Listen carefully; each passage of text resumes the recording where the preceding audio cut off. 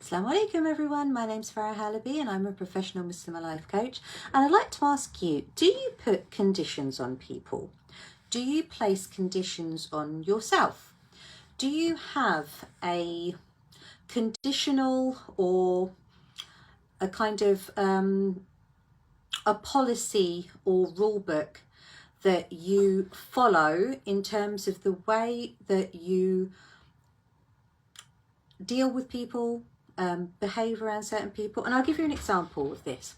I was working with a client quite recently who was going through a bit of a challenge, let's just say, in a relationship, a familial relationship, and there were unwritten rules, there were expectations, there were conditions that had been placed subconsciously, not really realizing it, around the way in which this relationship plays out. And it was almost as if there was this almost like tit for tat thing going on. If you're nice to me, I'll be nice to you. If you show me a little bit of consideration, then I'll show you some. If you say hello to me, I'll say hello to you. And the same on the other side as well. If you're going to be crappy towards me, it's coming right back at you. You ignore me, ignore you back. You do things to upset me. You do things to annoy me. You say hurtful words to me.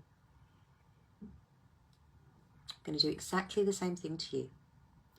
And all the while, there is this, you're kind of trying to make allowances for the other person, but then coming back to the conditions, the rules, that policy of tit for tat. So even though at some point this client didn't particularly like the way that things were going in that relationship and was waiting, quite literally waiting for the day, all you've got to do is pull your socks up. All you've got to do is be nice to me and I'll be nice to you.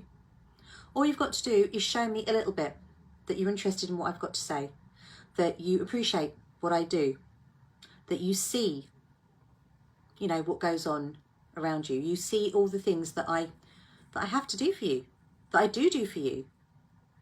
And so when we're waiting for this mythical day, this mythical time, this illusionary golden moment where the stars will align and this other person will miraculously see the efforts that my client was bringing to the situation, all the while there's that wait for this magic time, this like aha moment. There was this, I'm not going to do anything then. I'm not going to do it. You don't want to be around me, I don't want to be around you, I don't want to be around you more. It's almost like you're top trumping each other. I don't know if you've heard of the game Top Trumps. It's a game that my children play, and it's pretty much just trying to score trying to get a higher score of something than the opponent by trumping them, by getting more. And I know I've not explained that very well, but look up Top Trumps and you'll know what I'm talking about. But in the situation with my client, it was very much this sense. There were a couple of things that were happening at the same time.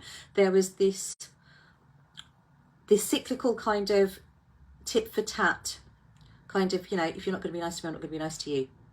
And then it was this, whatever you do to me, I'm going to do more of to you.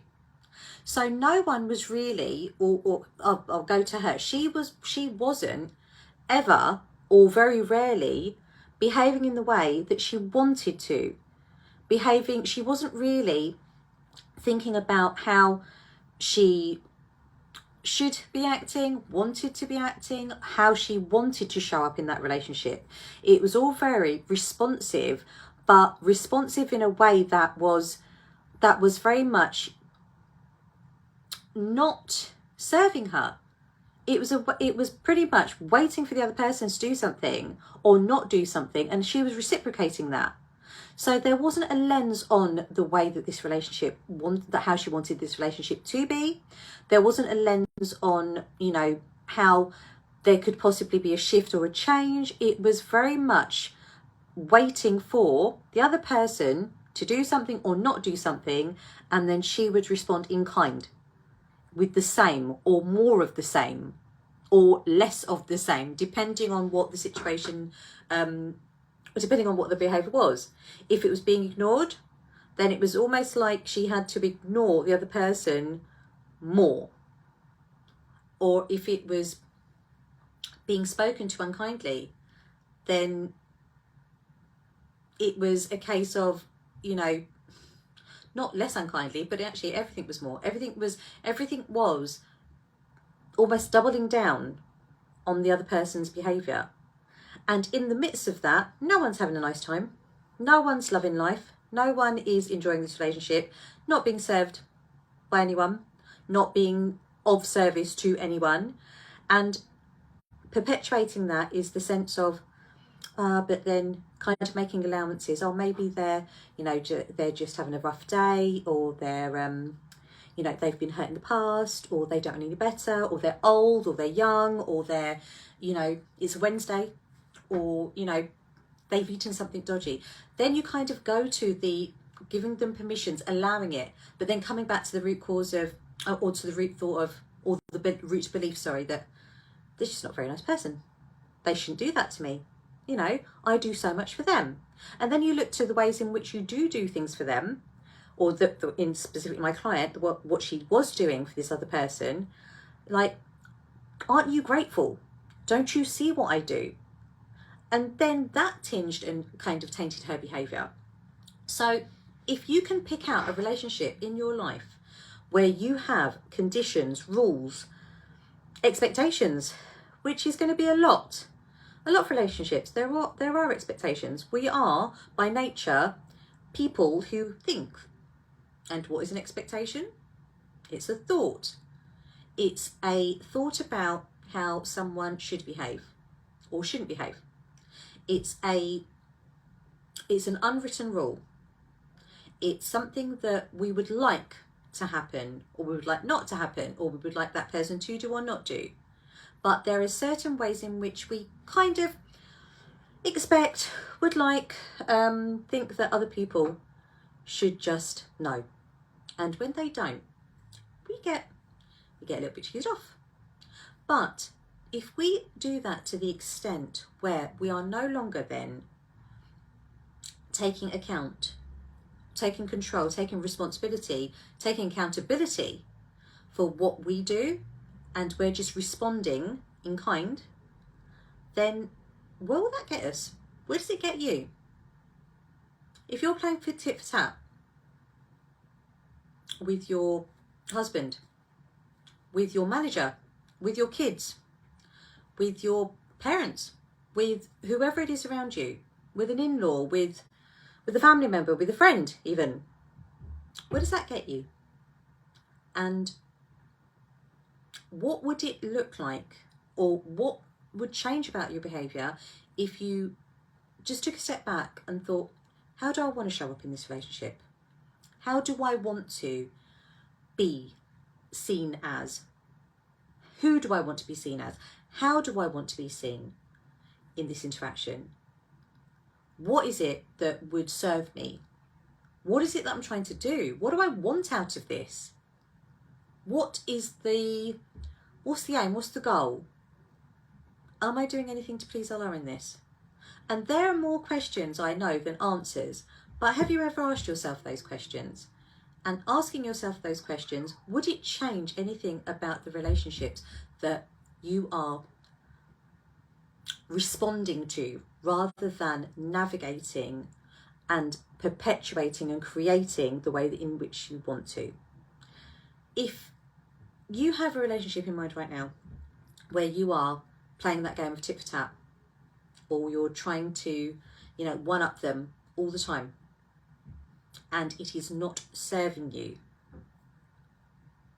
what would it look like? What would your life look like if that relationship was better? If you were performing, showing up, acting, behaving in that relationship the way that you want, what difference would it make in your life? I'd love to know. Have a think about it.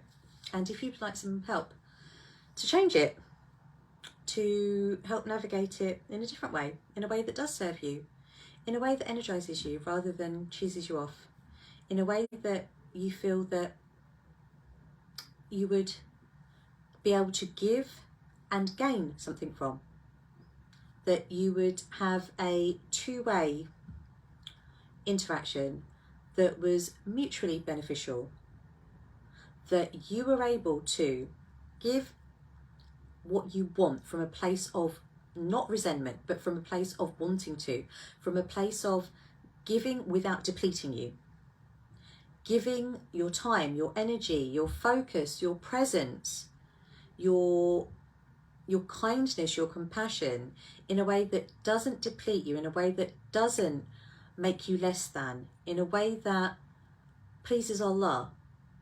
What difference would it make in your life? And if you'd like to know more about how you can do that, and also maybe find out the reasons why you don't,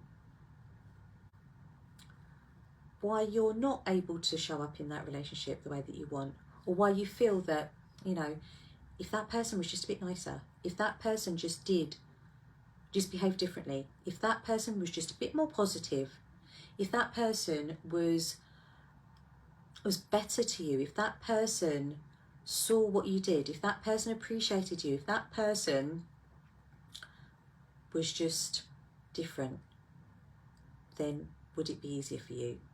If you have felt that about anyone, there is a change that we can bring about. There is a way of helping you navigate that relationship, not with the other person changing, but with you helping to see what choices you do have, what control you do have, what responsibility that you do have, what way in which you can navigate that relationship a bit differently in a way that does serve you.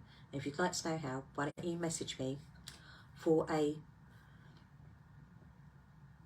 professional chat, a professional consultation, a space to really get clear what's actually going on for you, to help you see a different way forward, to help you understand what the actual problem is, a way of overcoming that problem, and then the support to put into action a new way of being with someone to walk you through it and to be there with you. That's me, by the way, just in case you're wondering who it was. If you are a professional Muslimah and you are struggling, or you have a relationship or a way in which you are showing up in a relationship that you don't particularly like, and that relationship is not serving you and you want it to change but you don't really know how, then message me and inshallah I'll let you know when my next available consultation is. As always, I pray that you are safe, well and happy and healthy, and inshallah I should be on tomorrow for another little chat. But for now, take care. Assalamu alaikum.